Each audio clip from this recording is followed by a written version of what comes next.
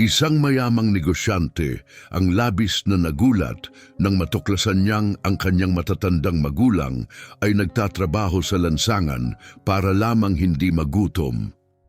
Ang nangyari nang katukin niya ang kanilang pinto matapos ang 10 taon ng katahimikan ay nag-iwan sa lahat na walang masabi. Bumagsak ang puso ni Rodrigo sa sandaling makilala niya ang lalaki sa video. Ngunit hindi ito basta-bastang video. Isa itong lihim na nakuhang clip na may nagbahagi sa isang WhatsApp group mula sa simbahan sa kapitbahayan kung saan lumaki si Rodrigo. Ipinakita sa video ang isang matandang lalaki, payat at mahina, nanginginig ang mga kamay habang hawak ang isang tray ng brigadeiros, maliliit na tsokolating candy. Sa tabi niya ay nakatayo ang isang matandang babae na nakasuot ng payak na damit. Pilit siyang ngumiti sa mga dumaraan, ngunit halatang hirap na hirap siyang tumayo. May tinig sa likod ng kamera na nagsabi, "Nakita mo ba ang matandang mag-asawang nagbebenta ng matatamis sa labas ng simbahan? Nakakalungkot talaga. Halos himatayin ng lalaki kahapon at ang asawa niya, walang tigil ang pag-ubo." Mahigpit na hinawakan ni Rodrigo ang telepono hanggang mamutla ang kanyang mga daliri. Sa screen ng telepono ng kanyang sekretaryang si Helena ay ang mga mukha nina G. Fernando at Gino Esmeralda, ang kanyang mga magulang. Ang mismong mga magulang na hindi niya nakausap o nakita sa loob ng 10 mahabang taon. Ang parehong mga magulang na iniwan niya matapos ang isang mapait na pagtatalo na may panatang hinding-hindi na babalik.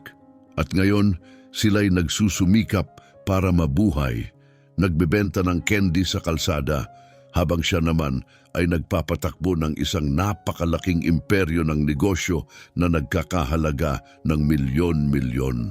"Helena!" Malakas na sigaw ni Rodrigo na ikinagulat ng kanyang sekretarya habang dali-daling pumasok. "Saan galing ang video na ito?" Tumingin si Helena sa kanyang amo, litong-lito. Si Rodrigo ay laging kalmado, pino at kontrolado. Hindi pa siya kailanman nagtaas ng boses sa trabaho. Ngunit ngayon, siya'y maputla, pawis na pawis, at nanginginig parang nakakita ng multo. "Isang mensaheng kumakalat po, sir," maingat na sagot ni Helena. "Isang kaibigan mula sa simbahan namin ang nagpadala nito sa akin. Tungkol po ito sa isang matandang mag-asawa na mukhang labis na nangangailangan." "Anong simbahan?" tanong ni Rodrigo, nanginginig ang boses sa pagmamadali. "San Francisco Church sa kapitbahayang Villa Esmeralda." Napatigil si Rodrigo. Iyon ang kapitbahayang kinalakihan niya. Ang lugar na ipinangako niyang hinding-hindi na niya muling babalikan. Pumikit siya habang bumuhos ang mga alaala. Bumalik siya sa kanilang maliit na sala, 10 taon na ang nakalipas. Sinabi ng kanyang ama, "Anak, maaari mong masakop ang buong mundo. Ngunit kung makalimutan mo ang iyong pinagmulan, ikaw ang magiging pinakamahirap na tao sa mundo." Sumagot si Rodrigo ng mga salitang hanggang ngayon ay masakit pa ring umuukit sa kanya. "Ayoko ng buhay ninyo. Ayoko ng mamuhay sa kahirapan. Mas gugustuhin ko pang mamatay kaysa maging bigong tulad mo." Hindi nakipagtalo si G. Fernando. Yumuko lamang siya habang tahimik na pinupunasan ni Ginong Esmeralda ang kanyang mga luha. Ngayon, sa video, may napansin pa si Rodrigo. Suot pa rin ng kanyang ama ang parehong lumang plaid na polo mula 10 taon na ang nakalipas. Sira-sira na iyon kahit noon pa man. "Helena, kailangan kong malaman mo ang lahat ng maaari mong malaman tungkol sa mag-asawang ito. Lahat ng detalye. Kaagad." "G. Rodrigo, kilala niyo po ba sila?" mahinang tanong ni Helena. Hindi makasagot si Rodrigo.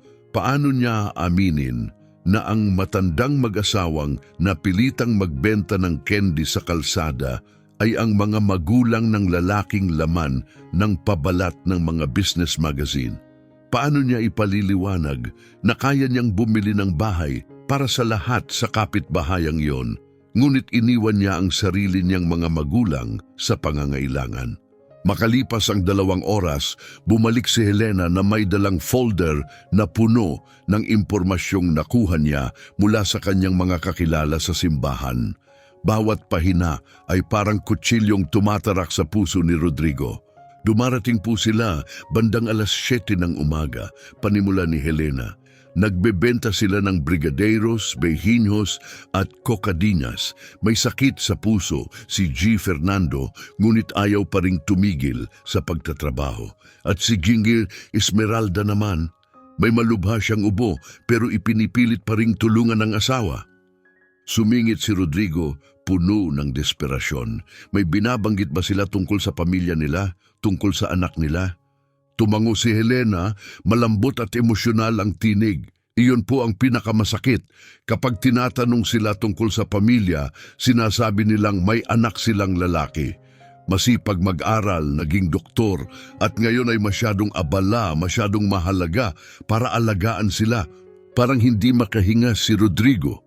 Pero ito po ang talagang kahanga-hanga, patuloy ni Helena, habang nakikitang labis siyang nanginginig. Ipinagmamalaki pa rin nila siya, parang sapat na sa kanila ang magkaroon ng matagumpay na anak kahit iniwan na sila. Parang bagyong tumama kay Rodrigo ang mga salitang iyon. Kahit matapos ang lahat ng taon, kahit matapos silang iwanan, pinoprotektahan pa rin ng kanyang mga magulang ang kanyang imahe. Naniniwala pa rin sila sa kanya, ipinagmamalaki pa rin nila siya. May isa pa po, dagdag ni Helena ng mahina. Noong nakaraang linggo, bumagsak si G. Fernando sa kalsada. Sinubukan siyang dalhin ng mga kapitbahay sa ospital pero tumanggi siya. Wala raw siyang pera para magbayad ng doktor. Biglang tumayo si Rodrigo, natumba ang kanyang upuan. Ang lalaking nagbibigay ng mamahaling health plans sa lahat ng kanyang empleyado, may ama pala na hindi kayang magpagamot. At kahapon, sabi ni Helena, luhaan na, may mabait na babaeng nag-alok na bigyan sila ng pera. Donasyon, walang kapalit. Ngunit tumanggi si G. Fernando. Sinabi niyang hindi siya pulubi, na nagtatrabaho siya ng may dangal para buhayin ang kanyang asawa. Dangal, bulong ni Rodrigo, mapait ang salitang lumabas sa kanyang bibig. Ang kanyang ama, 68 taong gulang, may mahinang puso, nakatayo sa init at ulan, nagbebenta ng matatamis para lamang mapanatili ang kanyang dangal. Samantala, si Rodrigo ay namumuhay na napapalibutan ng karangyaan. 3 imported na sasakyan ang nakaparada sa kanyang garahe. At madalas ay mas malaki pa ang nagagastos niya sa isang hapunan kaysa sa perang nakita ng kanyang mga magulang sa loob ng ilang buwang pagtitipid. Habang nakatayo siya roon at nag-iisip, biglang sumulpot ang isang masakit na alaala. Ang huling araw na ginugol niya sa bahay na iyon, 10 taon na ang nakalipas. Noong umagang iyon, naghanda si Donna Esmeralda ng mga brigadero para baunin niya sa kolehiyo. Para maibahagi mo sa mga kaklase mo, anak, sabi niya na may banayad ng ngiti. Para malaman nilang may inakang nagmamahal sa iyo. Ngunit galit ang naging tugon ni Rodrigo. Dinampot niya ang plato at inihagis ito sa sahig. Nakakahiya ang mga ganitong bagay, sigaw niya. Ang mga kaklase ko, may mga magulang na negosyante, mga doktor at abogado. Tapos ako, darating na may dalang lutong bahay na kendi na parang bata. Ang tunog ng basag na plato ay tila umalingaw-ngaw pa rin sa kanyang isipan. Pagkatapos ay dumating ang katahimikan, mabigat at masakit. Lumuhod ang kanyang ama upang pulutin ang mga basag na piraso habang tahimik na umiiyak si Donna Esmeralda sa ibabaw ng mga brigadeirong nagkalat sa sahig. Ngayon, makalipas ang 10 taon, ang parehong mga matatamis na itinakwil niya noon ang siyang tanging paraan ng kanyang mga magulang para mabuhay. Helena, mahinang sabi ni Rodrigo, bakas ang bigat ng damdamin sa kanyang boses. Sabi mo, dumarating sila roon tuwing 7:00 ng umaga? Opo sir, sa mismong pasukan ng simbahan. Kung ganon bukas, eksaktong 7:00, nandun din ako. Napatingin si Helena sa kanya, gulat na gulat. Sir, balak niyo po bang magbigay ng donasyon? Humarap si Rodrigo sa salaming nakasabit sa dingding. Ang lalaking tumingin pabalik sa kanya ay parang isang estranghero, naka-tailored na suit, mamahaling relo na mas mahal pa kaysa kinikita ng karamihan sa loob ng isang taon. Perpektong ayos ng buhok. Lahat ng minsan niyang pinangarap, ngunit ang kanyang mga mata ay hungkag, malayo at ligaw. Hindi Helena, mahina niyang sagot. May gagawin ako na dapat ko sanang ginawa noon pa.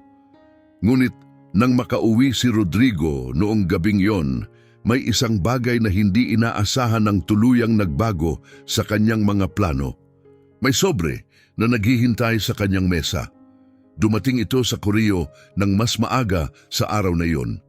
Nang mabasa niya ang pangalan ng nagpadala, nanginig ang kanyang mga kamay. Donna Esmeralda Santos. Nang may nanginginig na mga daliri, binuksan niya ito. Sa loob ay may lumang litrato mula sa araw ng kanyang pagtatapos. Gusot at kupas na ang larawan, tila paulit-ulit na hinawakan. Sa likod nito, nakasulat sa nanginginig na sulat kamay ng kanyang ina ang mga salitang tuluyang dumurog sa kanya. Mahal kong anak, may sakit ang iyong ama. Hindi namin alam kung saan ka nakatira, kaya ipinadala namin ang liham na ito sa dati mong pinagtatrabahuhan. Kung makarating man ito sa iyo balang araw, pakatandaan mong mahal ka namin at pinatawad ka na namin, wala kaming hinihingi. Gusto lang naming malaman kung ikaw ay mabuti. Walang hanggang pagmamahal, nanay. 3 buwan na ang nakalipas nang isulat ang liham. Napaupo si Rodrigo sa armchair, hindi makabangon. Hinanap siya ng kanyang mga magulang. Sinubukan nilang makipag-ugnayan gamit ang nag-iisang address na alam pa nila, ang kumpanyang pinasukan niya bago niya itinayo ang sarili niyang negosyo. 3 buwan ang inabot bago makarating sa kanya ang liham. 3 mahahabang buwan na ang kanyang mga magulang ay may sakit, nahihirapan at nagdurusa, ngunit patuloy pa ring iniisip siya. Sa sandaling iyon, ginawa ni Rodrigo ang pinakamahalagang desisyon sa kanyang buhay.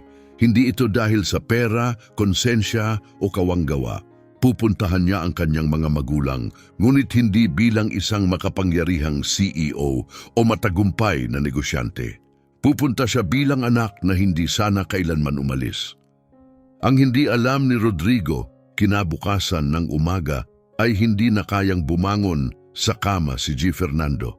At si Donna Esmeralda ay mag-iisang pupunta upang magbenta ng brigadero. Itinatago sa lahat ang katotohanan na buong magdamag ay matinding umubo ang kanyang asawa. Halos hindi nakatulog si Rodrigo ng gabing iyon. Sa tuwing ipipikit niya ang kanyang mga mata, nakikita niya ang nanginginig na mga kamay ng kanyang ama na may hawak na tray. 5:00 ng umaga, sumuko na siya sa pagtulog.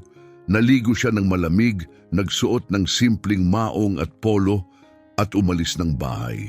Kailangan niya ng mga sagot. Kailangan niyang makita ang kanyang mga magulang sa sarili niyang mga mata. Nang dumating siya sa San Francisco Church, bandang 6:30, sinalubong siya ng unang pagkabigla. Mag-isa si Donna Esmeralda.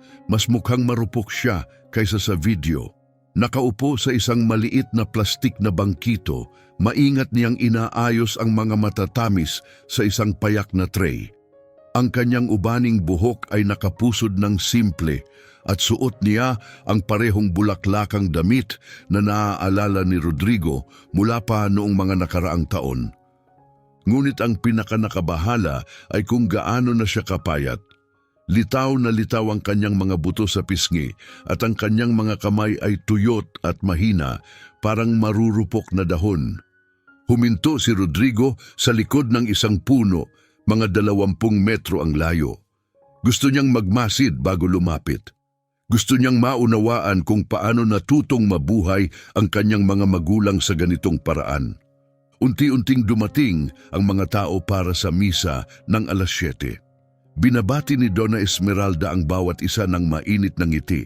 Nag-aalok ng brigadero ng may kabaitan na nagpabigat sa dibdib ni Rodrigo. May mga bumibili, may mga humihinto lang para bumati. Ngunit tila kilala siya ng lahat. "Magandang umaga, Donna Esmeralda," sabi ng isang babae habang lumalapit. "Kumusta po si G. Fernando ngayon?" "Ay, hiha," banayad niyang sagot. "Medyo pagod lang siya. Naiwan siya sa bahay para magpahinga, pero ayos lang siya. Salamat sa Diyos." Agad na naramdaman ni Rodrigo ang kasinungalingan, bahagyang nanginig ang kanyang boses at umiwas siya ng tingin. Hindi lang pagod si G. Fernando. "Huwag po kayong mag-isa rito," sabi ng babae. "Kung hindi maganda ang pakiramdam ng asawa ninyo, dapat po niyong alagaan siya." "Ay hindi, siya," sagot ni Donna Esmeralda, pilit nang ngumiti. "Kailangan naming magtrabaho. Hindi kami pwedeng huminto, hindi ba? Ang trabaho ang nagbibigay ng dangal sa isang tao. Iyan ang palagi kong itinuturo sa aking anak." Nang marinig ang salitang anak, nanikip ang dibdib ni Rodrigo. Hanggang ngayon, ipinagmamalaki pa rin niya siya. "Oo, ang anak niyo, ang doktor," dugtong ng babae. "Kumusta na siya? Matagal na po ninyong hindi nababanggit." Sandaling yumuko si Donna Esmeralda. Napansin ni Rodrigo ang panginginig ng kanyang mga kamay. Nang muli siyang tumingala, nakangiti siya, ngunit kilala ni Rodrigo ang ngiting iyon. Iyon ang ngiting ginagamit niya kapag nasasaktan, ngunit ayaw ipahalata. Mabuti na mabuti siya, salamat sa Diyos, sobrang abala. Ang mga importanteng tao ay maraming responsibilidad. "Hindi po ba siya bumibisita?" Maingat na tanong ng babae. Nag-atubili si Donna Esmeralda. "Napakaabala niya," mahina niyang sagot. "May kumpanya siya, mga empleyado, maraming taong umaasa sa kanya. Naiintindihan namin, pinalaki namin siyang maging independent, hindi nakatali sa kanyang ina." Bawat pangungusap ay parang talim na bumaon sa puso ni Rodrigo. Ipinagtatanggol ng kanyang ina ang kanyang pagkawala. Gumagawa siya ng mga dahilan para sa anak na biglang naglaho. Sa lahat ng paggalang, nag-aalangan na sabi ng babae, "Kayo at si G. Fernando ay hindi na dapat nagtatrabaho sa edad ninyo, lalo na sa kalagayan ng kanyang kalusugan. Hindi po ba kayo maaaring humingi ng kaunting tulong sa inyong anak, kahit sandali lang?" Tumigas ang mukha ni Donna Esmeralda. Sa unang pagkakataon, tila siya ay nasaktan. "Hija, hindi kami pabigat kaninuman," mariin niyang sabi. "Pinalaki namin ang aming anak para magtagumpay, hindi para alagaan kami." Ginawa niya ang kanyang bahagi. Nag-aral siya, nagtapos, at naging isang tao. Ang buhay niya ay sa kanya na ngayon. Pero, at isa pa, putol niya, mas matatag ang boses kaysa kailanman. "Hindi alam ng aming anak na narito kami at hindi rin niya malalaman. Kung malaman niya, mapipilitan siyang tumulong at tumatanggi kaming maging pabigat sa kanyang buhay. Buong buhay na niyang pasan ang aming kahirapan." Sabi niya malaya na raw siya ngayon at hindi kami ang magiging dahilan para hilahin siya pababa muli. Tumama kay Rodrigo ang mga salitang iyon na parang suntok sa dibdib. Buong buhay niyang pasan ang aming kahirapan. Ganun ba nakita ng kanyang ina ang kanilang payak at marangal na pamumuhay? Bilang isang pasaning napilitan ang kanyang anak na buhatin. "Ipinapanalangin na lang namin na masaya siya," patuloy ni Donna Esmeralda, nababasag ang boses. "Na may mabuti siyang pamilya, malulusog na mga anak at payapang buhay. Ginawa na namin ang aming bahagi. Ngayon, maaari na lang namin siyang suportahan mula sa malayo." Kinailangan ni Rodrigo na sumandal sa puno sa likuran niya upang hindi tuluyang bumagsak. Naroon ang kanyang ina, nagbebenta ng candy sa kalsada para mabuhay, ngunit patuloy na tumatangging makialam sa buhay ng anak na nag-iwan sa kanya. Mas pipiliin pa niyang magtiis kaysa maging pabigat sa kanya. Sa sandaling iyon, isang makintab na sasakyan ang huminto sa malapit. Isang lalaking nasa 50 ang bumaba at lumapit sa kanya. Magandang umaga po, Ginang. Ako po si Ricardo mula sa Social Welfare ng Lungsod. May natanggap kaming ulat tungkol sa inyo at sa inyong asawa. Nais po naming mag-alok ng tulong. Dahan-dahan ngunit matatag na tumayo si Donna Esmeralda, tuwid ang likod at puno ng dangal ang mga mata. Ulat tungkol saan? Na kayo po ay matatanda na at nagtatrabaho sa kalsada sa hindi ligtas na kalagayan.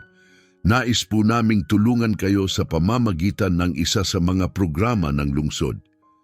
Hindi po namin kailangan ng limos, Ginoo, mariin niyang sagot, matatag at puno ng dangal ang boses. Hindi kami pulubi.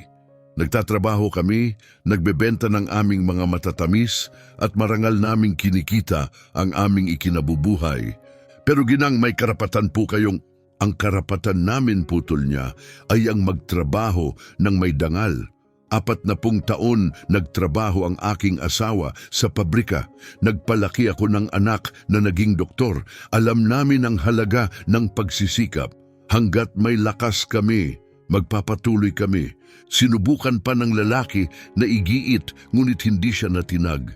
Pinanood ni Rodrigo ang kanyang ina habang ipinagtatanggol ang kanyang dangal at mga pinahahalagahan, ang parehong lakas na nagdala sa kanya sa pinakamahihirap na pagsubok ng buhay. Nang umalis ang opisyal, naupo muli siya. Nakita ni Rodrigo ang panginginig ng kanyang mga kamay, hindi dahil sa takot, kundi dahil sa matinding damdamin. Hanggang ngayon, ipinaglalaban pa rin niya ang dangal ng kanilang pamilya. Maya-maya, may dumating na isang dalagang may kasamang maliit na batang babae. Magandang umaga, Donna Esmeralda. Kumusta po kayo ngayon? Magandang umaga rin, Hisha.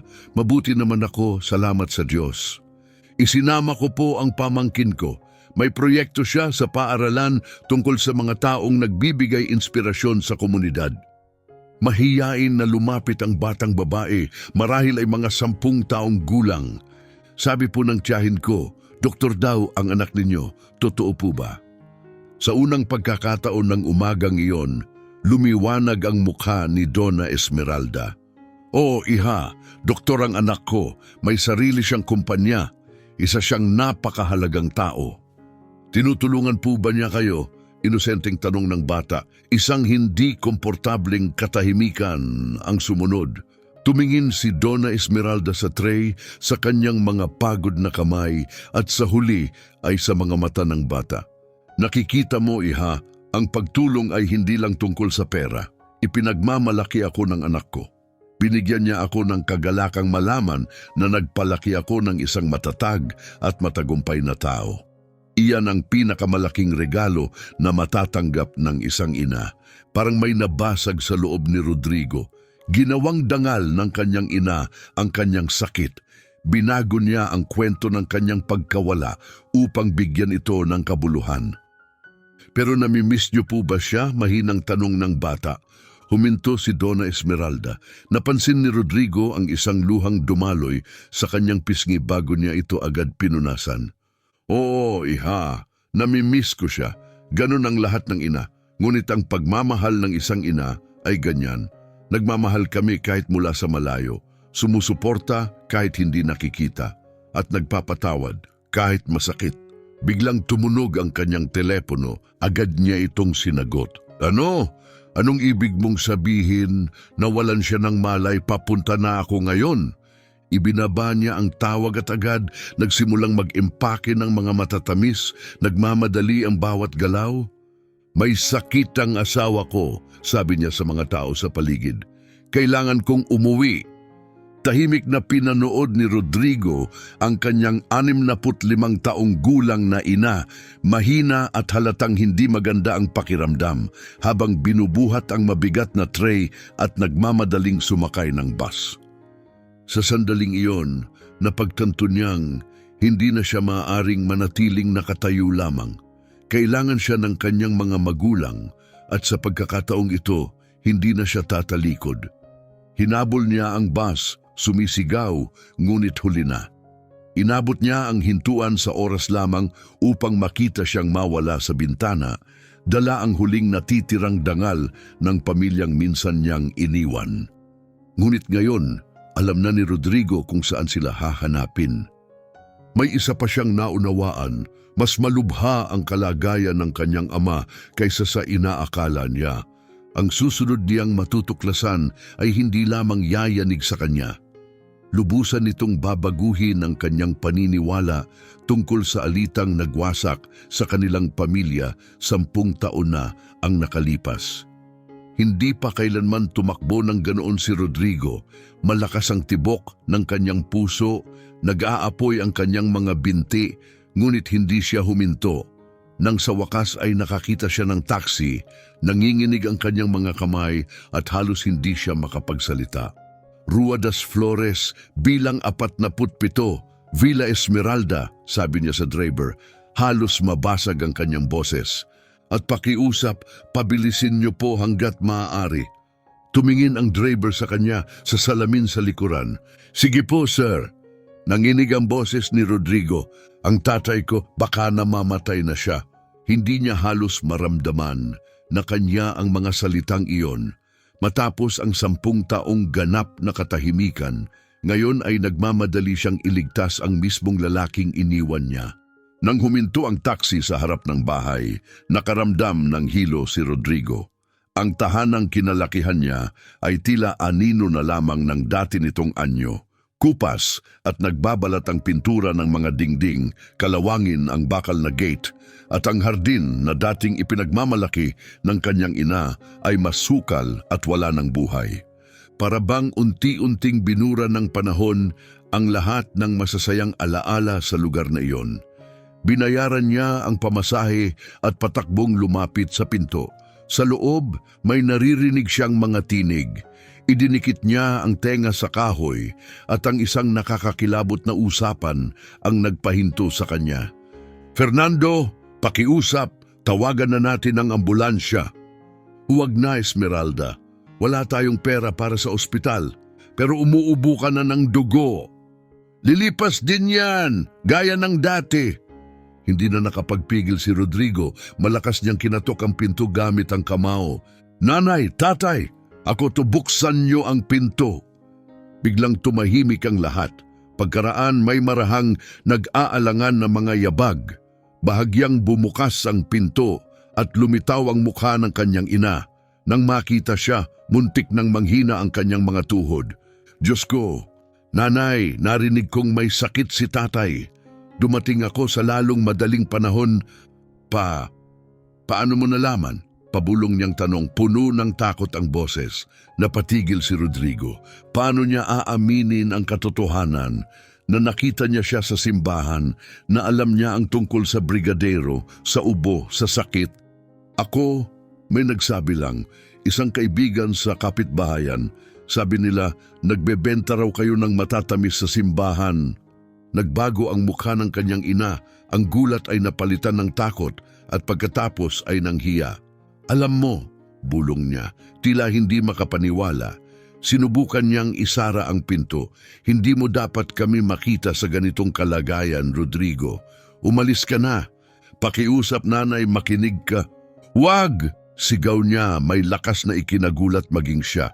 Hindi ka nababagay dito. May sarili ka ng buhay. May dangal ka, may tagumpay. Ayaw naming agawin yan sa'yo. Ngunit marahan itinulak ni Rodrigo ang pinto at pumasok. Ang kanyang nakita ay tuluyang dumurog sa kanya. Halos walang laman ang sala. Isang lumang sofa at isang maliit na telebisyon lamang. May mantsa ng kahalumigmigan ang mga dingding at ang hangin ay amoy amag at gamot. Nakahiga sa kupas na sofa ang kanyang ama. Nabara ang hininga ni Rodrigo. Ang lalaking minsang matikas at malakas ay ngayoy marupok at wasak. Lubog ang pisngi, naninilaw ang balat at may tuwalyang may bahid ng dugo sa sahig. Tatay! Pabulong na sabi ni Rodrigo. Dahan-dahang ibinaling ni Ginoong Fernando ang kanyang ulo. Rodrigo? Ikaw ba talaga yan? Mahina ang boses niya, ngunit may init pa rin. Lumuhod si Rodrigo sa tabi ng sofa at hinawakan ang kamay ng kanyang ama. Sa unang pagkakataon matapos ang 10 taon. Tatay, anong nangyayari? Bakit hindi niyo ako sinubukang hanapin? Tiningnan siya ni Fernando, banayad ang mga mata. Ang laki mo na, ang tagumpay mo na. Pakiusap tatay, sagutin niyo ako. Bakit niyo pinagdaanan ang lahat ng ito ng mag-isa? Huminga ng malalim ang matanda dahil ayaw naming maging pabigat sa'yo. Napuno ng luha ang mga mata ni Rodrigo. Hindi kayo pabigat, kayo ang mga magulang ko. Bilang mga magulang, marahang singit ni Donna Esmeralda, ang tungkulin namin ay tulungan kang lumipad, hindi ang hilahin ka pababa. Tumingin si Rodrigo sa kanilang dalawa at sa unang pagkakataon, tunay niyang naunawaan. Pinili nilang magdusa sa katahimikan upang siya'y mabuhay ng malaya. Pinadalhan niyo ako ng liham, sabi ni Rodrigo, inilabas ang gusot na sobre mula sa bulsa. Dumating lang kahapon. Napasapo sa bibig si Donna Esmeralda. Nakuha mo, pabulong niyang tanong. Talaga bang natanggap mo? 3 buwan na ang lumipas, mahinang sagot ni Rodrigo. Sinabi niyo roon na may sakit si tatay, pero wala raw kayong kailangan. Wala nga, mahina ang sagot ni Ginong Fernando. Gusto lang naming malaman kung ayos ka. Ang mga simpleng salitang iyon ang tuluyang sumira kay Rodrigo. Halos hindi na sila mabuhay, ngunit ang tanging hangad lang nila ay malaman na maayos siya. Nanay, tatay, kailangan kong... Sandali! May biglang tumawag mula sa pintuan. Lumingon si Rodrigo, isang babaeng nasa gitnang edad ang nakatayo roon. Si Monica, ang kapitbahay na tumawag tungkol sa pagkahimatay. Sino ang binatang ito, Donna Esmeralda? Nautal ang kanyang ina.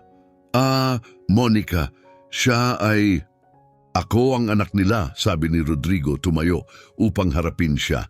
Nanlaki ang mga mata ni Monica. Ikaw ang doktor, ang anak na hindi kailanman bumibisita? Bumagsak ang katahimikan na parang bato. Pagkatapos, may tinig na matalas na parang kidlat, muling nagsalita si Monica. G. Fernando, kailangan kong sabihin ito, hindi na ako mananahimik. Pumasok siya sa bahay. Ang mga salita ay parang mga palasong tumatama. Nakahiga kayo rito, umuubo ng dugo, halos hindi makakain at ang lalaking ito ay dumarating na nakadisenyong damit na parang wala lang. Nayanig si Rodrigo, bawat salita ay parang sampal. Monica, nakiusap si Donna Esmeralda. Huwag po, ginang. Kailangang may magsabi ng totoo. Humarap siya kay Rodrigo. Alam mo ba ang pinagdaanan ng mga magulang mo? Alam mo bang muntik nang bumagsak ang tatay mo sa sobrang panghihina? Alam mo bang umiiyak ang nanay mo gabi-gabi? Umiiyak? Pabulong na tanong ni Rodrigo. Tuwing gabi, matibay na sagot ni Monica. Nauupo siya sa tabi ng bintana, umaasang darating ka. Kinakausap niya ang sarili niya, iniisip kung ano ang sasabihin niya sa'yo. Nagsimulang humikbi si Donna Esmeralda, hindi na maitago. Monica, pakiusap, tama na, ngunit nagpatuloy si Monica. At alam mo ba ang pinakamasakit? Dagdag niya, kahit matapos ang lahat ng yon, ipinagtatanggol ka pa rin nila. Kapag tinatanong kung bakit hindi ka bumibisita, gumagawa sila ng mga dahilan. Sinasabi nilang abala ka, na mahalaga ka. Nakatayo si Rodrigo, hindi makagalaw, halos hindi siya makahinga. Hindi ko alam, pabulong niyang sabi. Siyempre hindi, mariing sagot ni Monica, dahil hindi mo kailanman inabala ang sarili mong magtanong. Monica, pakiusap. Sinubukan ni G. Fernando na pigilan siya, ngunit pabulong na lamang ang kanyang tinig. Anak namin siya, mahal namin siya. Humarap si Monica kay Rodrigo. At siya? Mahal ba niya kayo? Umalingaw-ngaw ang tanong sa buong silid. Walang nagsalita. Sa wakas, bumuntong hininga si Monica. Aalis na ako. Pero pakinggan mo ako, binata. Ang mga magulang mo ang pinakamarangal at pinakatapat na taong nakilala ko.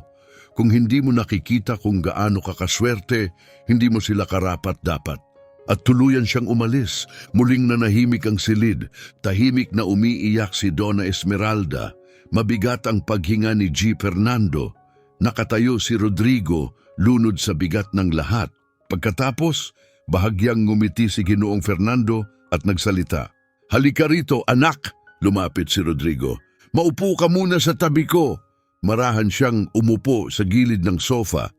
"Galit ka ba sa amin?" Mahina at marahang tanong ng kanyang ama. "Galit?" Umiling si Rodrigo, pilit na nagsasalita. "Tatay, ako ang..." Ngunit marahang pinutol siya ng kanyang ama. "Hindi, anak. Ang ibig kong sabihin, galit ka ba na hindi ka namin kinuntak nang lumala ang lahat?" Tumingin si Rodrigo sa mga mata ng kanyang ama at ang nakita niya ay ikinagulat niya. Walang pait, walang hinanakit, tanging kapayapaan. Sa kabila ng sakit, kahirapan at mahabang katahimikan, tinitingnan siya ni G. Fernando ng may katahimikan ng isang taong nakipagkasundo na sa buhay. "Mauunawaan kita kung nagalit ka," patuloy niya. "Pinalaki ka naming maging matatag, mag-isip para sa sarili mo. At nang umalis ka noong araw na iyon, maniwala ka man o hindi, ipinagmamalaki ka namin. Doon namin nalaman na nagawa namin ng tama ang aming tungkulin bilang mga magulang." Naglabo ang paningin ni Rodrigo sa luha. "Ipinagmamalaki dahil saan?" "Umalis ka para tuparin ang mga pangarap mo," sabi ng kanyang ama. "Hindi ka na kontento. Gusto mo ng higit pa. Ganyan ang ginagawa ng isang matapang na lalaki." Tahimik na umiyak si Rodrigo. "Pero paano ang away natin? Ang mga sinabi ko, naging malupit ako." Mahigpit na hinawakan ng kanyang ama ang kanyang kamay gamit ang dalawang palad. "Anak, kapag tunay na mahal ng mga magulang ang kanilang anak, hindi sila nag-iipon ng galit. Alam naming darating ang araw, babalik ka kapag handa na ang puso mo. At ngayon, narito ka na," sabi ni Donna Esmeralda habang lumalapit at marahang ipinatong ang kamay sa balikat ng kanyang anak. Tiningnan ni Rodrigo ang dalawang taong nasa harap niya. Pagod, tumanda na, ngunit puno pa rin ng parehong pagmamahal na nagpalaki sa kanya. Huminga siya ng malalim. "Nanay, tatay, may sasabihin ako at hindi ko kayo hahayaang pigilan ako." Tahimik silang tumingin sa kanya. "Sasama kayo sa akin pauwi. Ngayon din." Bumuka ang bibig ni Donna Esmeralda, ngunit itinaas ni Rodrigo ang kanyang kamay. "Huwag muna. Ako naman ang magsasalita," mariin niyang sabi. Tuwid ang tindig at may bagong layunin sa kanyang mga mata. 10 taon na ang nakalipas, umalis ako sa bahay na ito na puno ng kayabangan. Akala ko hindi kayo sapat para sa akin. Pero ngayon, sa wakas, naunawaan ko ang katotohanan. Ako ang hindi kailanman naging sapat para sa inyo." Sinubukan ng kanyang ama na magsalita, ngunit nagpatuloy si Rodrigo, malinaw at matatag ang tinig. "Nakatayo kayo sa init at ulan, nagbebenta ng brigadeiro para lang mapanatili ang inyong dangal. Tumanggi kayo sa tulong para maprotektahan ang aking pangalan. Nagsinungaling kayo sa mga tao, sinabing mabuti akong anak para hindi ako husgahan. Alam niyo ba kung ano ang ibig sabihin niyan? Ibig sabihin niyan, mga higante kayo at ako ang hindi nakaabot sa inyong antas." "Anak," pabulong na sabi ng kanyang ina, nababasag ang boses. "Hindi ko hahayaang mamatay sa kalsada ang 2 taong nagbigay sa akin ng lahat habang ako'y nabubuhay sa karangyaan. Hindi na." Lumuhod siya sa harap nila. "Hindi ako humihingi ng kapatawaran, humihingi ako ng pagkakataon, isang pagkakataon para patunayan na karapat-dapat ako sa pagmamahal na palagi niyong ibinibigay." Tumingin si G. Fernando kay Donna Esmeralda, nagpalitan sila ng tingin. At sa katahimikang yon, nakita ni Rodrigo ang bagay na palagi niyang nakikita noong siya'y bata pa, dalisay, hindi matitinag, walang kondisyong pagmamahal. "Sige, anak," mahinang sabi ni G. Fernando. "Pero may isang kondisyon." Pinunasan ni Rodrigo ang kanyang mga mata. "Anuman po, kailangan mong tanggapin na ang nanay mo ang gagawa ng brigadeiro para sa'yo, araw-araw." Sa unang pagkakataon matapos ang 10 taon na puno ng halakhak ang silid. Ngunit wala ni isa sa kanila ang nakakaalam na Sa labas ng bahay, nakikinig pala si Monica. At may naisip siya, isang ideyang hindi lamang babago sa buhay ng pamilyang ito, kundi tatagos sa buong lungsod. Kinagabihan, hindi makatulog si Monica.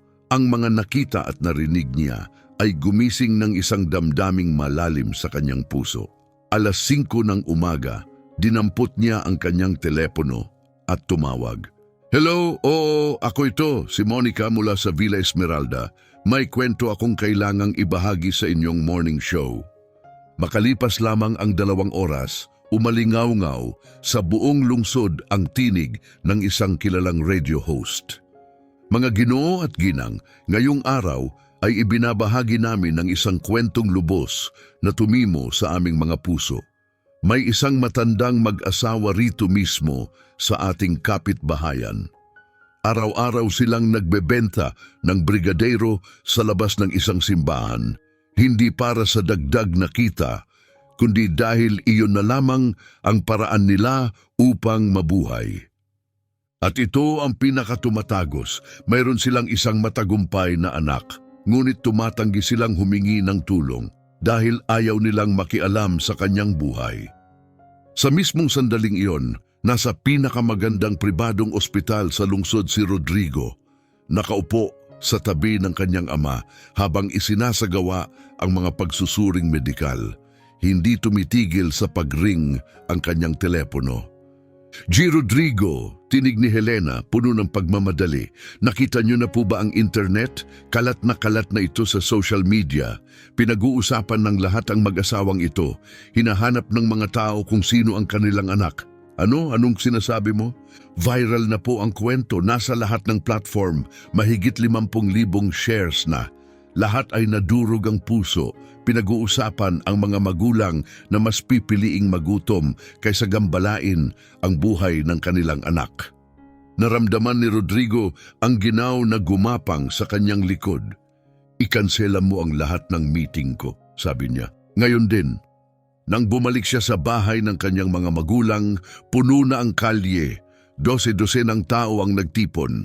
Nakaparada ang mga sasakyan sa magkabilang gilid. May mga estrangherong nagdadala ng bulaklak, pagkain at donasyon. May mga mamamahayag na may hawak na mikropono. Kumislap ang mga kamera. Nagkaisa ang buong kapitbahayan. Pakiusap po, si Donna Esmeralda ay nakatayo sa may pintuan, nalulula. Maraming salamat pero wala po kaming kailangan. Isang reporter ang sumigaw, Donna Esmeralda, totoo po bang mayaman ang inyong anak at hindi niya kayo tinulungan kailanman? Nakita ni Rodrigo na nanigas ang kanyang ina. Tumingin siya sa dagat ng mga mukha at kamera. Nanginig ang kanyang boses. Ang anak ko ay mabuting tao. Hindi niya alam na nahihirapan kami dahil ayaw naming ipaalam sa kanya. Pero bakit po, ginang? Giit ng reporter. Bakit? Sandali siyang tumigil, saka sumagot ng may lakas na nagpatahimik sa buong kalye. Dahil kapag tunay mong mahal ang isang tao, ayaw mong maging pabigat sa kanyang buhay.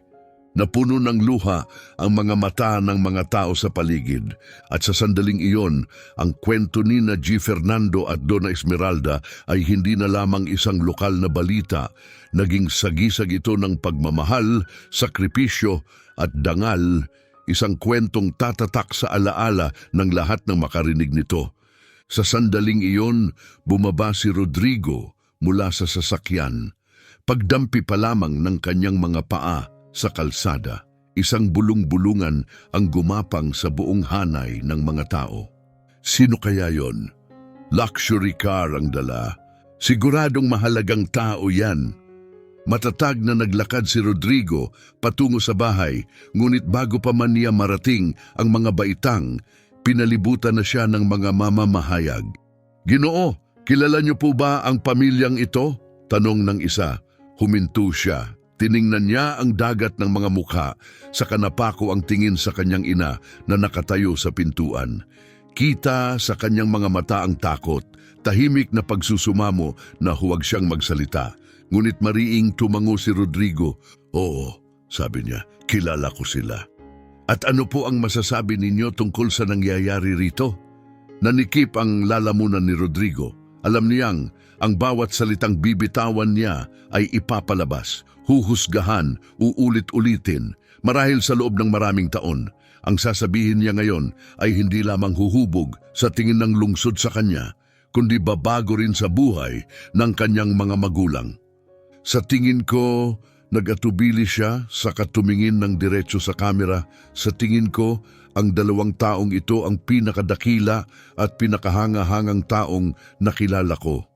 Biglang tumahimik ang buong paligid. Ang mag-asawang ito, patuloy niya itinuturo ang pintuan, ay nagpalaki ng isang batang lalaki na lumaking negosyante. At alam niyo ba kung ano ang itinuro nila sa kanya? Ano po?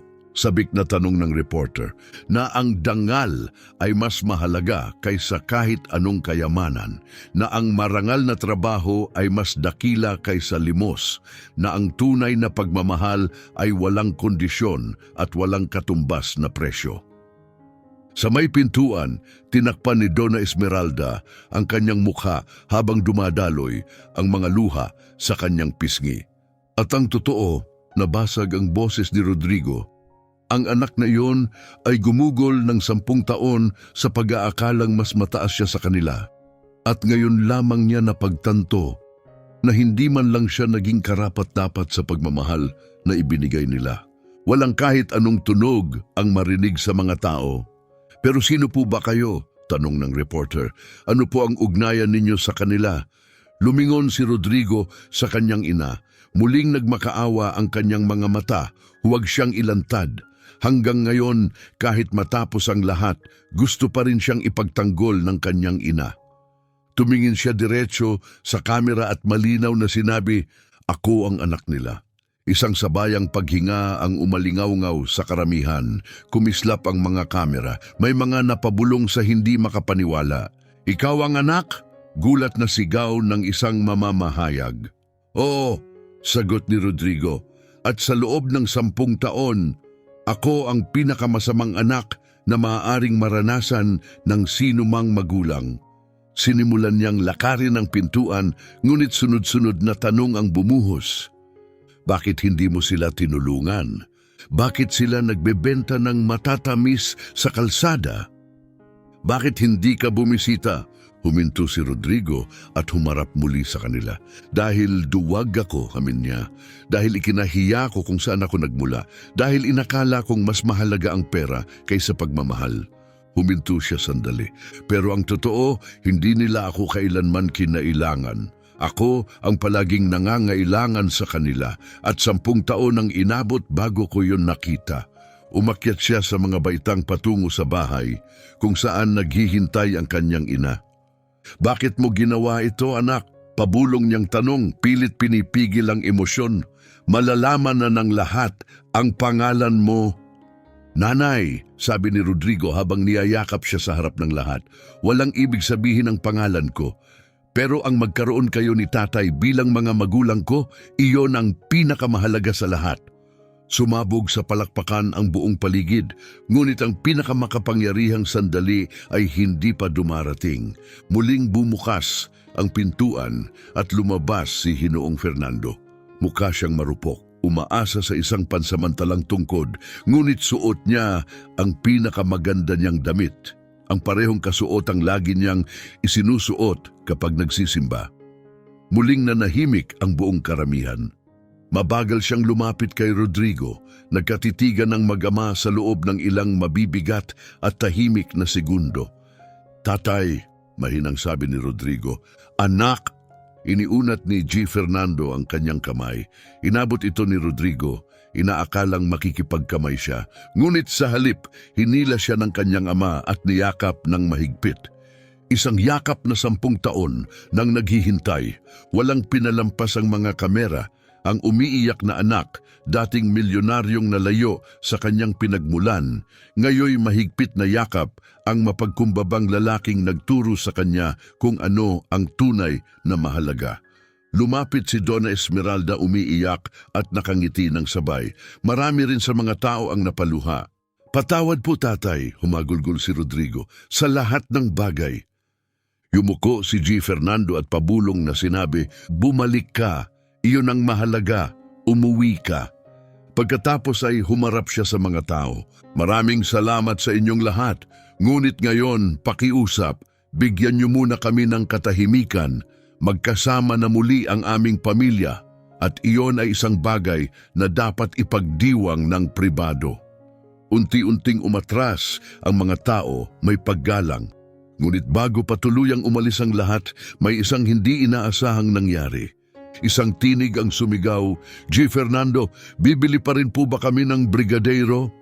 Ngumiti siya ng mainit. "Hindi ay ha, mula ngayon ang mga brigadero ay para na lamang sa aming pamilya."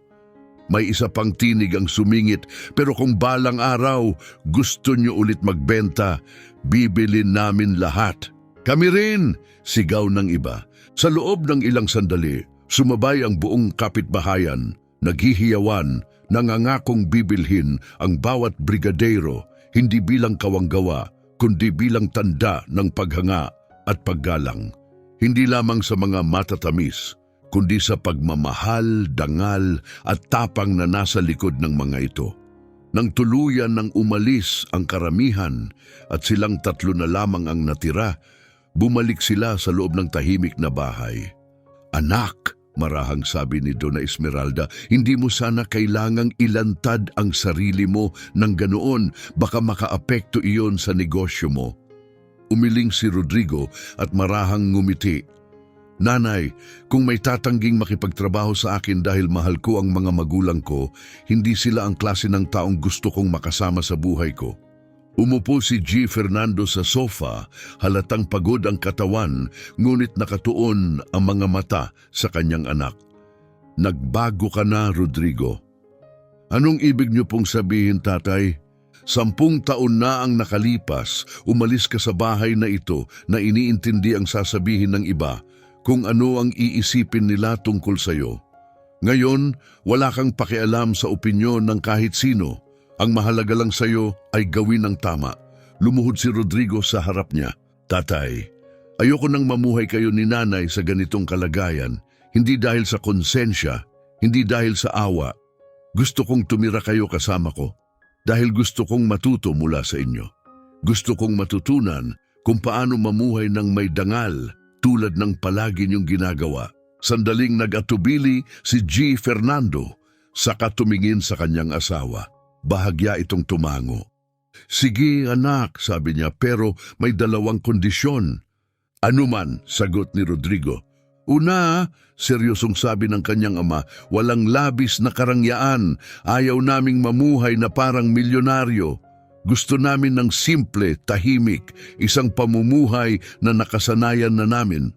Ngumiti si Rodrigo sa kabila ng mga luha. "Kasunduan yan." "At pangalawa," huminto sandali si G. Fernando bago ngumiti, "kailangan mo kaming turuan kung paano gamitin ang mga higanting telebisyon na siguradong meron ka sa magarbo mong bahay." Sabay-sabay silang nagtawanan at sa unang pagkakataon matapos ang 10 taon, napuno ang lumang bahay ng tunay na saya, hindi ingay kundi init ng loob. Ngunit hindi nila namalayan na sa labas ng kanilang mga dingding, isang video ng kanilang muling pagkikita na kinunan ng isang tao sa karamihan ay mabilis nang kumakalat sa social media.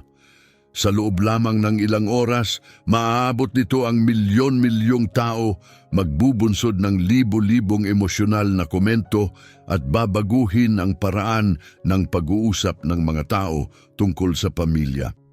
Magiging inspirasyon ito sa napakaraming anak na kunin ang kanilang telepono at tawagan ng kanilang mga magulang sa mismong gabing iyon. Samantala, walang tigil sa pag-vibrate ang telepono ni Rodrigo. Sa loob lamang ng 6 na oras, umabot na sa mahigit 3 milyong views ang video. Ngunit hindi niya ito tiningnan, pinatay niya ang kanyang telepono. Ang sandaling iyon, tahimik at totoo, ay masyadong sagrado upang gambalain ng mga screen at notifikasyon. Naupo silang 3 sa maliit na mesa sa kusina, ang parehong mesang kainan ni Rodrigo noong siya'y bata pa. Sa kanilang mga plato, kanin, munggo at pritong itlog. Si Rodrigo na kumain na sa pinakamahuhusay na restoran sa iba't ibang panig ng mundo ay tahimik na kumain ngayon, nilalasap ang bawat subo. Walang alinlangan, iyon ang pinakamasarap na pagkain na natikman niya sa loob ng 10 taon. Habang kumakain, dahan-dahang hinalo ni G. Fernando ang kanyang munggo at tumingin sa kanyang anak. Rodrigo, may kailangan akong sabihin sa iyo tungkol sa araw na umalis ka. Natigilan si Rodrigo sa kalagitnaan ng pagsubo. Tatay, hindi na natin kailangang balikan yon. Kailangan, mariing sabi ng kanyang ama, dahil 10 taon mong pasan ang pagkakasala. Inakala mong naging malupit ka sa akin, pero ang totoo, iba ang naging wakas ng gabing iyon. Nag-aalala ang tingin ni Donna Esmeralda. Fernando, baka hindi pa... Wag, parang sabi niya, karapat-dapat siyang malaman. Tumayo si G. Fernando, lumapit sa isang lumang aparador at bumalik na may hawak na kupas at nanilaw na folder. Maingat niya itong inilapag sa harap ni Rodrigo. Buksan mo! Dahan-dahang binuksan ni Rodrigo ang folder. Sa loob ay may mga lumang artikulo sa pahayagan, mga nakaprint na pahina mula sa internet, mga tampok sa magasin at mga litrato. Lahat ay nagdodokumento ng kanyang karera, ng kanyang kumpanya, ng bawat mahalagang yugto ng kanyang tagumpay. Ang ilan ay sobrang luma na, nanilaw na sa paglipas ng panahon. Itinago niyo ang lahat ng ito. Nanginginig ang boses ni Rodrigo. Mula pa nang umalis ako? Tumango si Donna Esmeralda. Sa tuwing makikita namin ang pangalan mo, sa tuwing may nagagawa kang maganda, iniingatan namin. Isa-isang tiningnan ni Rodrigo ang mga pahina, lumalabo ang paningin sa luha. Sinubaybayan ng kanyang mga magulang ang bawat hakbang ng kanyang paglalakbay mula sa malayo. Pero hindi niyo nga alam kung saan ako nakatira, mahinang sabi niya. Alam namin, kalmadong sagot ni Ginoong Fernando. Napatingin si Rodrigo gulat na gulat. Alam niyo paano? Anak, sa tingin mo ba kayang mawala ng isang ama at ina ang bakas ng kanilang anak?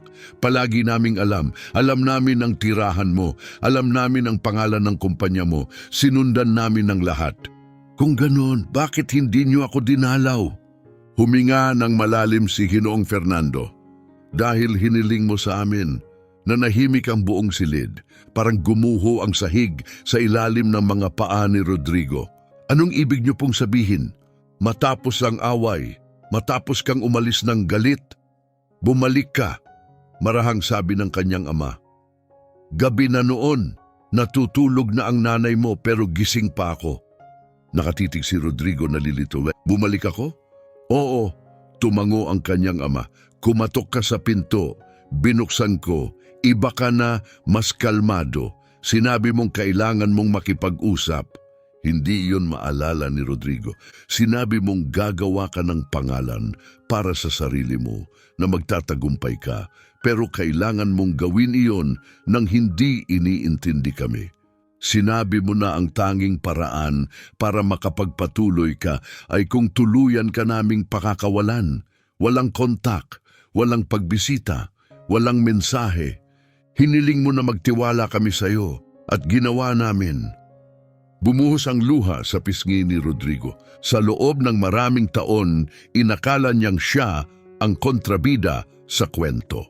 Nainiwan niya sila habang sila'y naghintay at umasa. Ngunit mas masakit pa ang katotohanan.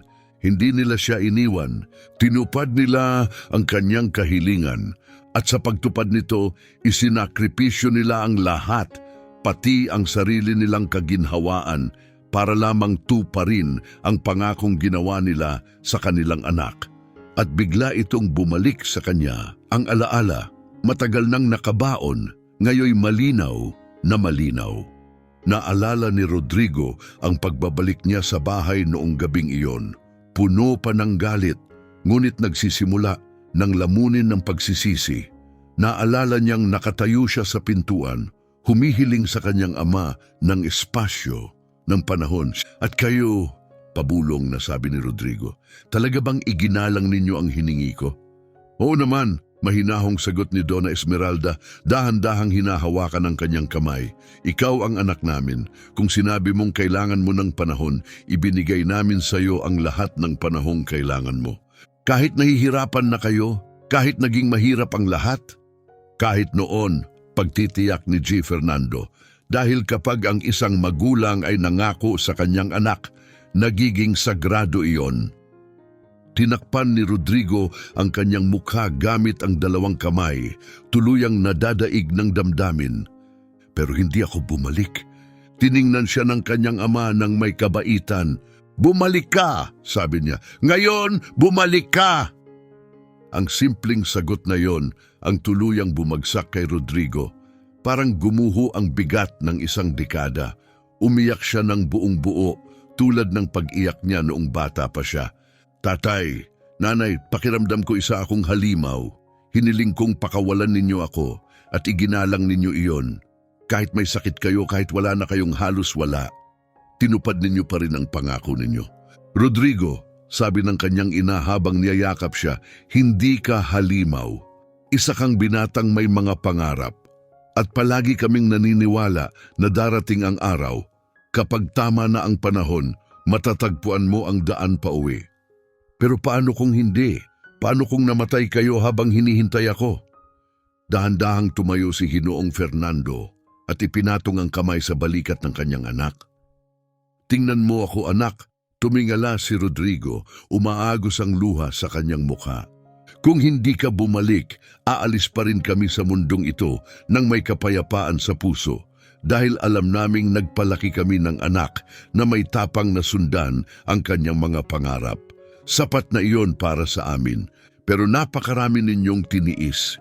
Ang pagdurusa ay bahagi ng pagmamahal, marahang sabi ni Donna Esmeralda. Kapag tunay mong mahal ang isang tao, handa kang magdusa kung iyon ang kapalit ng kanyang kalayaan. Iyan ang halaga ng walang kondisyong pagmamahal. Biglang may kumatok sa pinto. Ako na! Tahimik na sabi ni Ginong Fernando. Pagbukas niya ng pinto, naroon si Helena, ang sekretarya ni Rodrigo. Namamaga at pula ang kanyang mga mata sa kaiiyak. Pasensya na po sa abala, nanginginig niyang sabi. Napanood ko ang balita. Ako, kailangan kong pumunta. Helena, lumapit si Rodrigo. Anong ginagawa mo rito?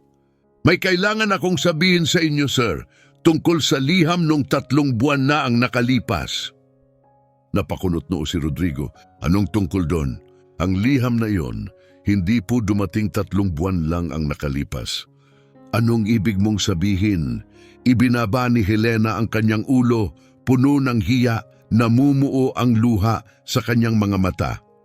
Dumating po iyon 2 taon na ang nakalipas at hindi lang yon. Mayroon pang iba, marami pa.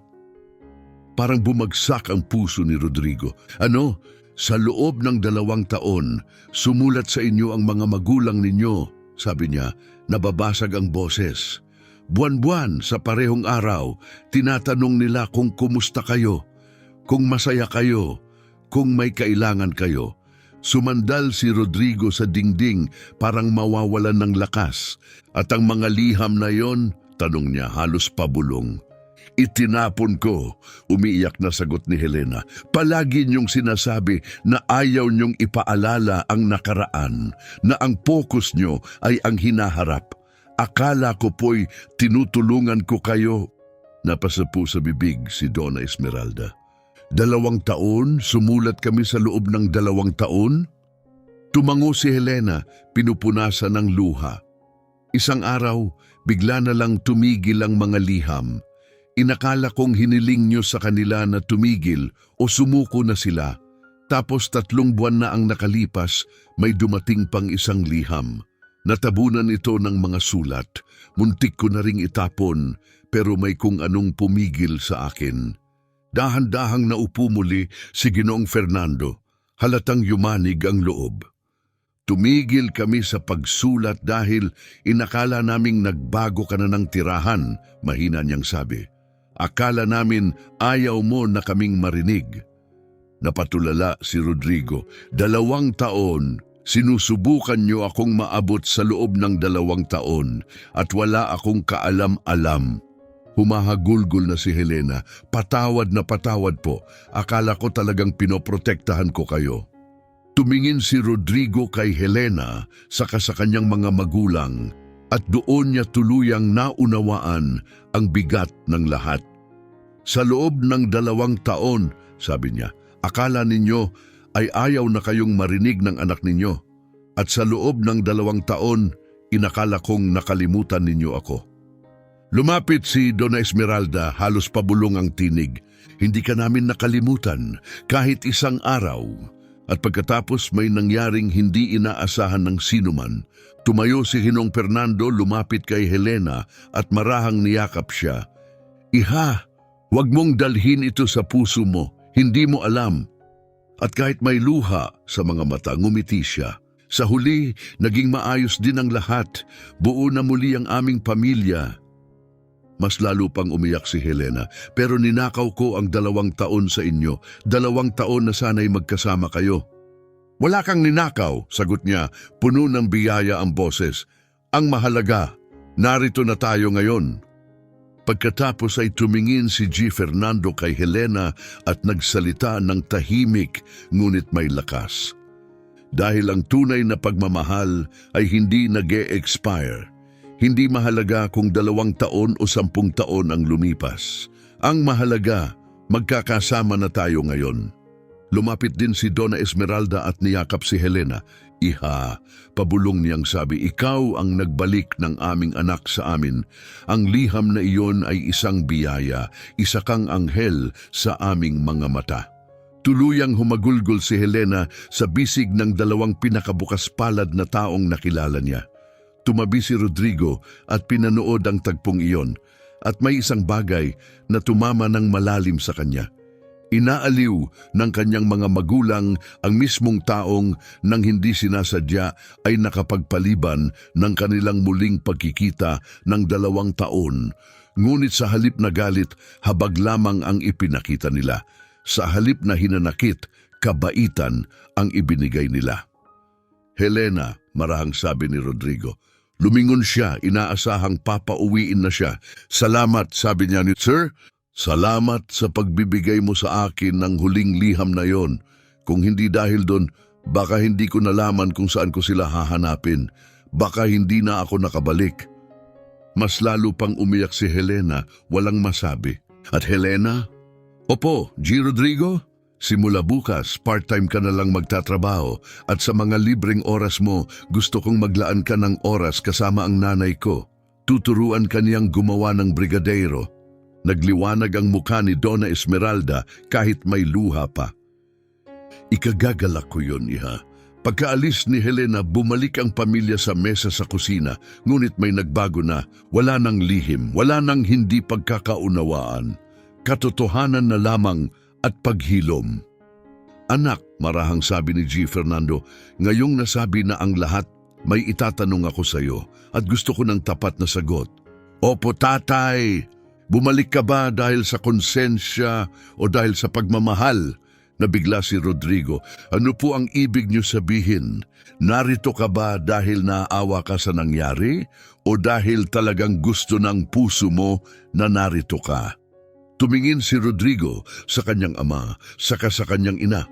Huminga siya ng malalim at malinaw ang kanyang tinig.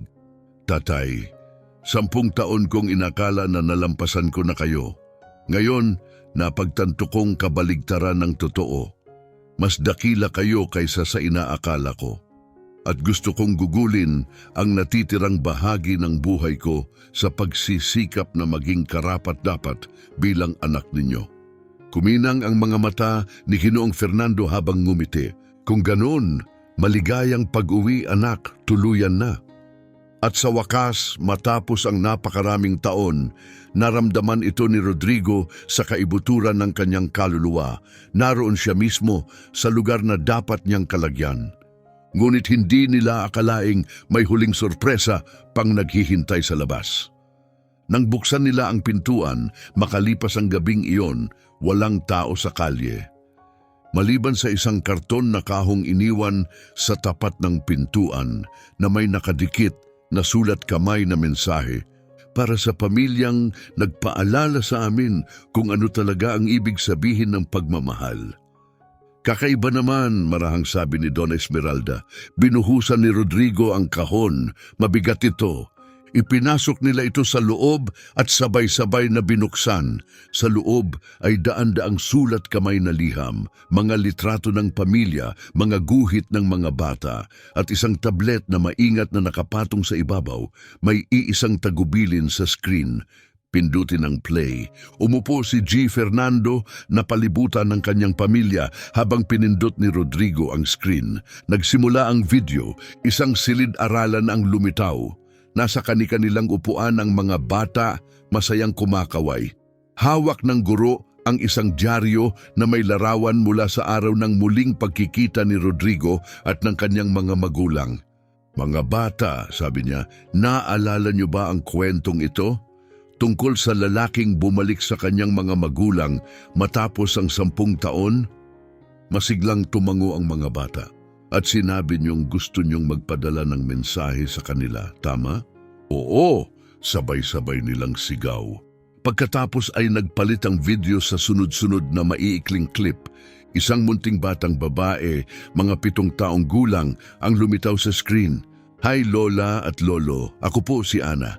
Pagkatapos kong mapanood ang kwento niyo sa TV, tinawagan ko ang lola ko na malayo ang tinitirhan. Umiyak siya ng umiyak. Akala ko po'y malungkot siya. Pero sabi niya, luha raw iyon ng saya.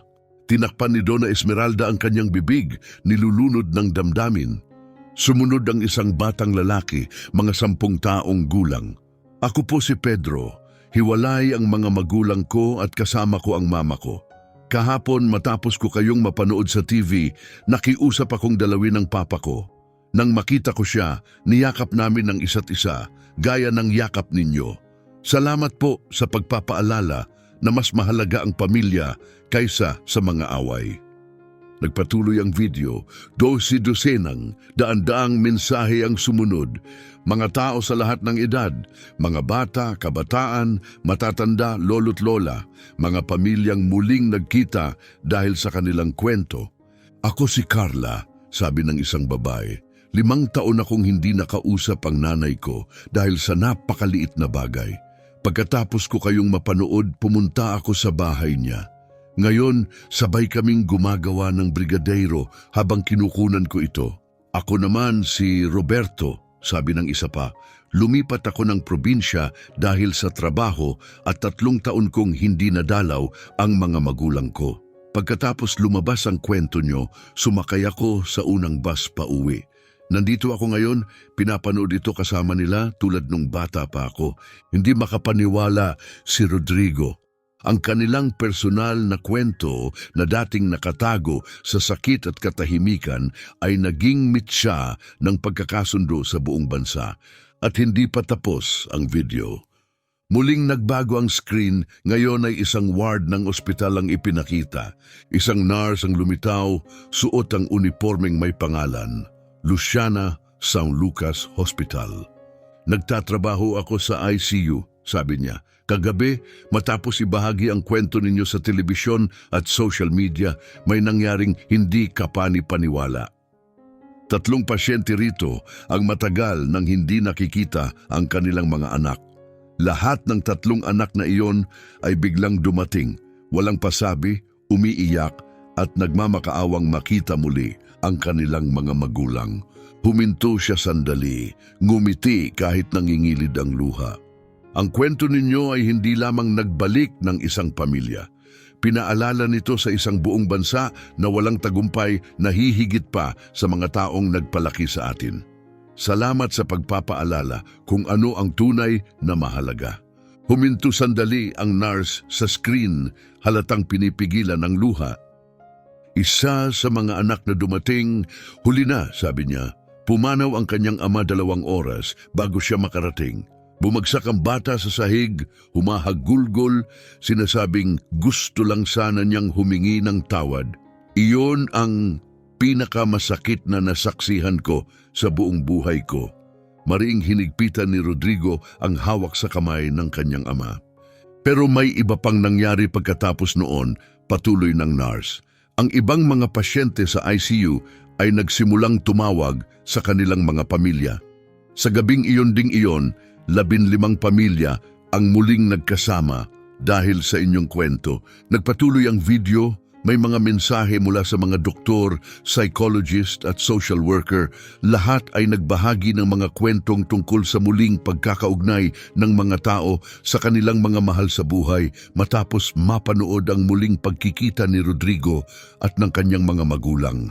Nakaligtas kayo ng mga pamilya, sabi ng isang psychologist.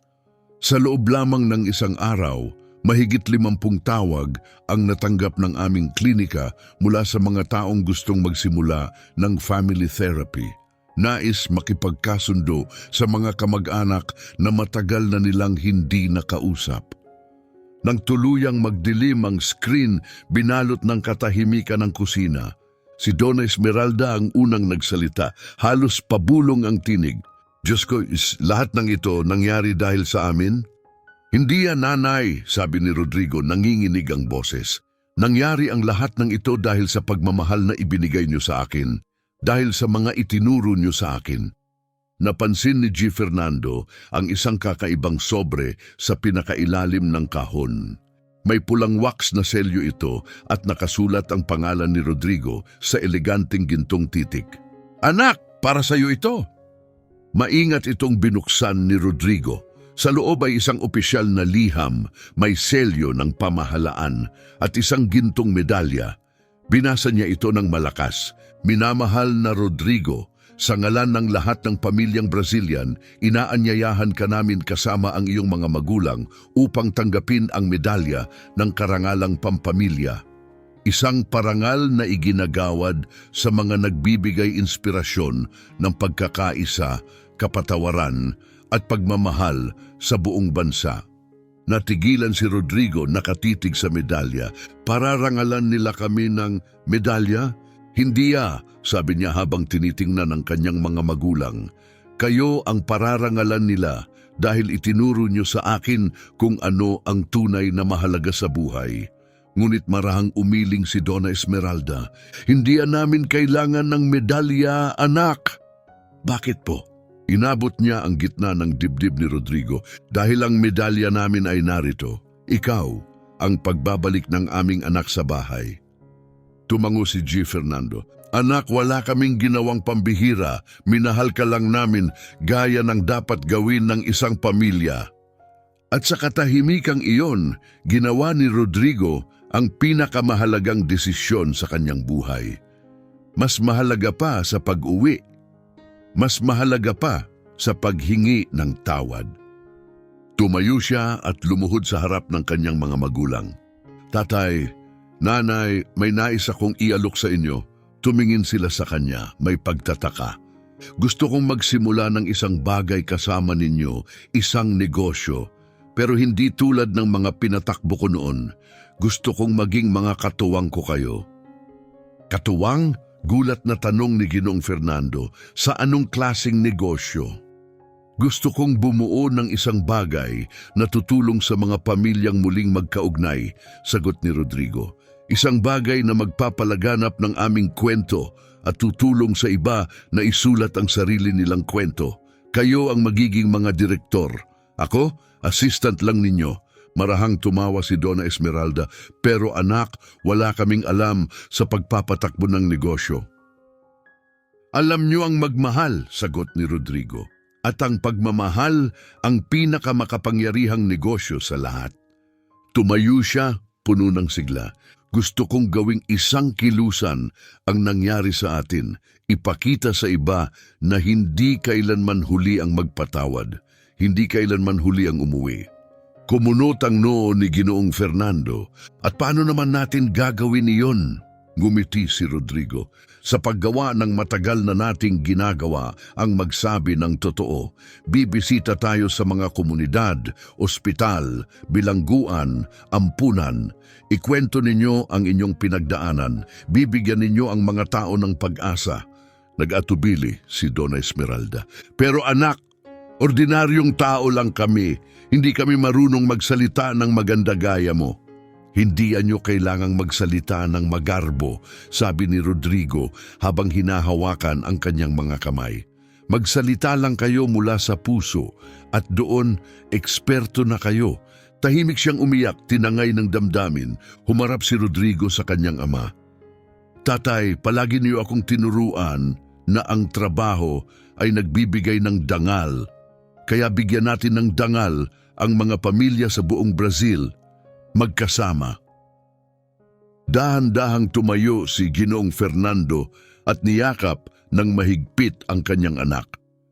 Kung ito ang pinaniniwalaan mo, kung ito ang paraan ng pagbabalik mo, gawin natin. Hindi tatay, marahang sabi ni Rodrigo, mahigpit ang yakap. Gawin natin ito hindi para sa akin. Gawin natin ito para sa bawat pamilyang wasak pa rin. Tulungan natin silang makahanap ng daan pauwi. Nagyakap silang tatlo doon mismo sa kanilang payak na sala, tinatatakan ang isang bagong uri ng pagsasama. Isang misyong hindi nakabatay sa tubo kundi sa layunin. Ngunit biglang nagtaas ng daliri si Donna Esmeralda, may ngiti sa labi. May isang kondisyon, pinunasan ni Rodrigo ang luha, nakangiti. Ano po yon? Ang kumpanya. Dapat ang pangalan ay Brigadeiros ng Puso. Tumawa si Rodrigo, patuloy ang pagdaloy ng luha. Perpekto. Bakit ganun ang pangalan, nanay? Tanong ni Rodrigo nakangiti. Dahil ang brigadeiro ang tumulong sa amin para mabuhay, sagot ni Donna Esmeralda, puno ng init ang tinig. At ngayon, sa pamamagitan ng pagmamahal, tutulungan din naming mabuhay ang iba pang mga pamilya. Sa sandaling iyon, tuluyan ng naunawaan ni Rodrigo. Ang tunay na regalong maibibigay niya sa kanyang mga magulang ay hindi pera, hindi bagong bahay o pinakamahal na serbisyong medikal. Ang tunay na regalo ay layunin, ang gawing misyon ng paghilom ang mga taong puno ng sakit, ang baguhin ang personal nilang kwento ng pagkakahiwalay at gawing isang kilusang maghihilom ng sugat ng napakaraming iba. At wala ni isa sa tatlo, si Rodrigo, si G. Fernando o si Donna Esmeralda, ang makakaakala kung gaano kalayo ang mararating ng desisyong iyon. Sa loob lamang ng isang taon, ang Brigadeiros ng Puso ay naging pinakamalaking inisyatiba ng pagkakasundo ng pamilya sa kasaysayan ng Brazil. Mahigit 10,000 pamilya ang muling nagtagpo dahil sa kilusan. Makalipas ang isang taon, nakatayo si Rodrigo sa isang maliwanag na entablado sa pinakamalaking convention center ng bansa. Sa harap niya, 5,000 katao.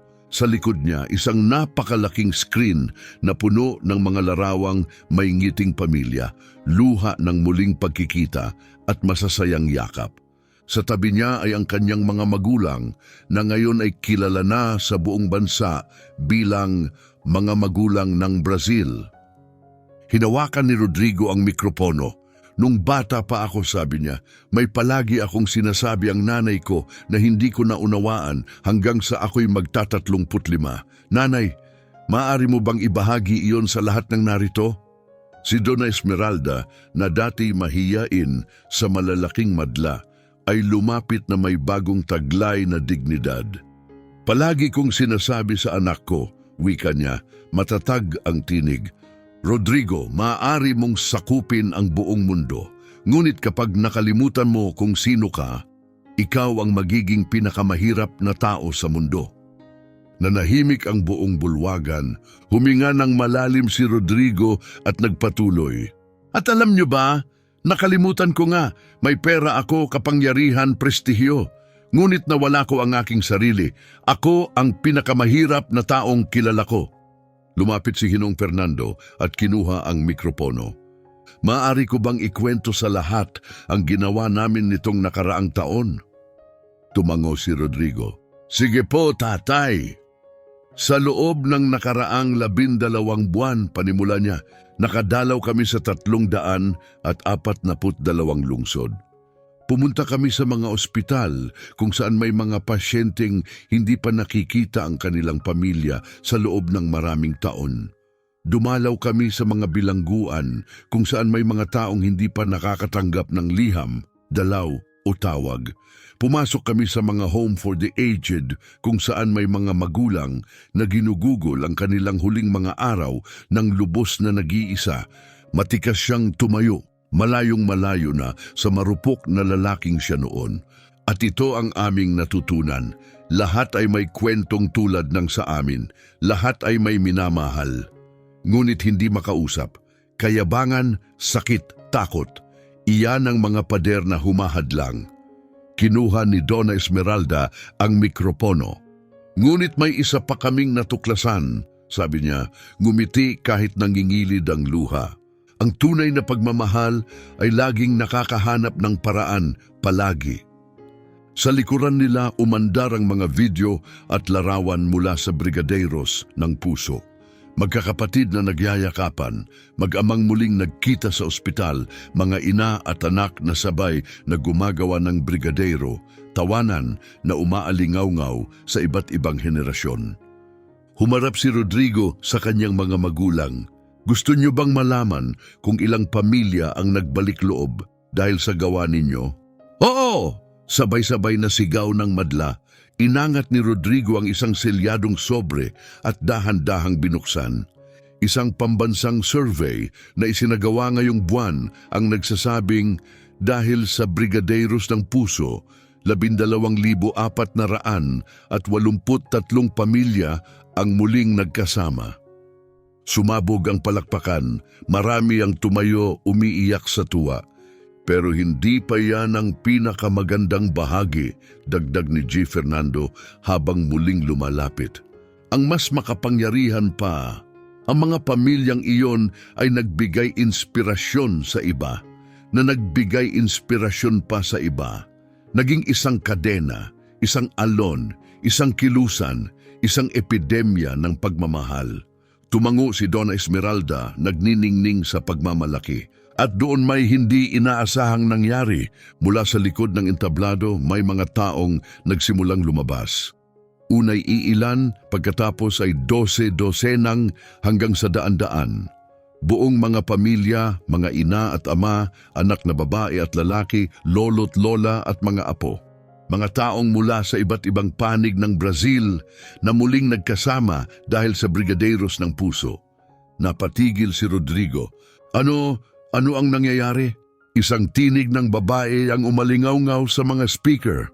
Rodrigo, ako ang event organizer. Ang mga pamilyang ito ay bumiyahe mula sa buong bansa ngayong araw.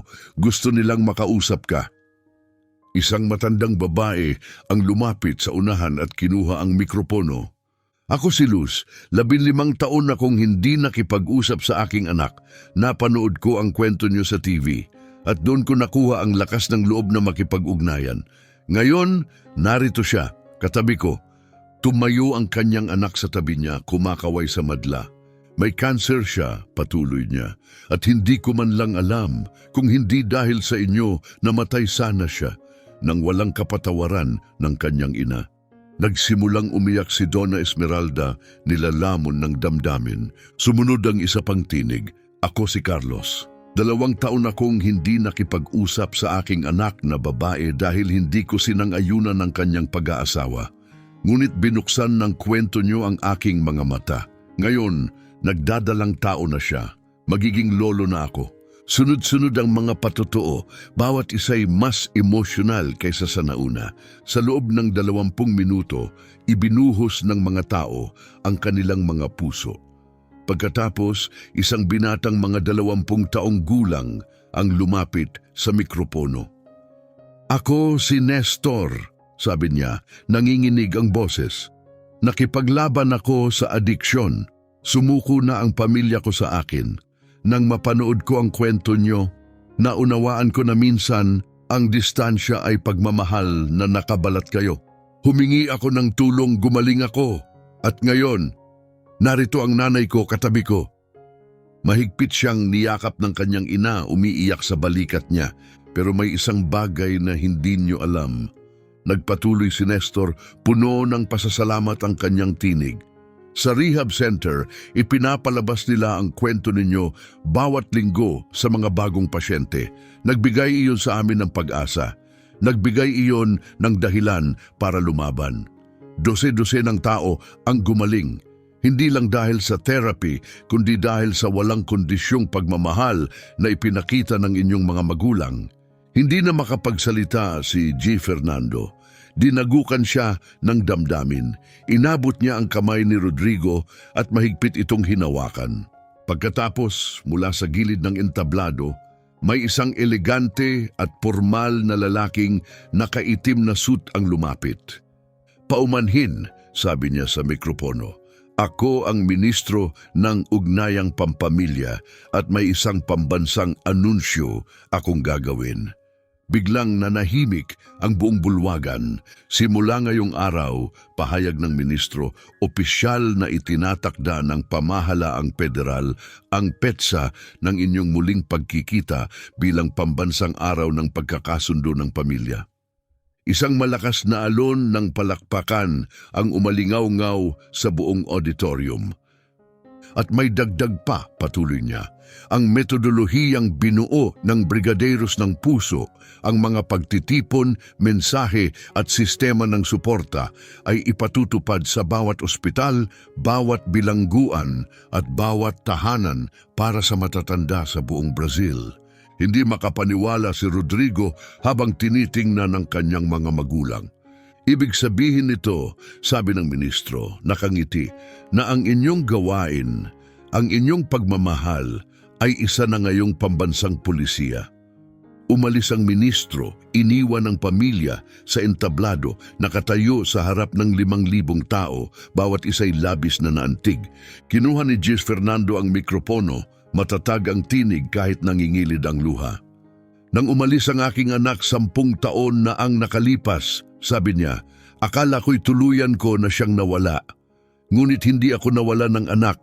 Nakakuha ako ng pamilyang milyon-milyon." Lumapit si Donna Esmeralda sa tabi niya. "At may natutunan din ako," sabi niya, "na may banayad ng ngiti. Ang brigadero na minsan kong ginawa para sa isang bata, ngayon ay nagpapalusog na sa puso ng isang buong bansa." Tahimik at may paggalang na nakinig ang madla. Kinuha ni Rodrigo ang mikropono at tumingin sa dagat ng mga mukha. "Gusto kong ibahagi ang pinakamahalagang aral na natutunan ko nitong nakaraang taon," sabi niya. "Ganap na nanahimik ang silid. Natutunan ko na walang perpektong pamilya.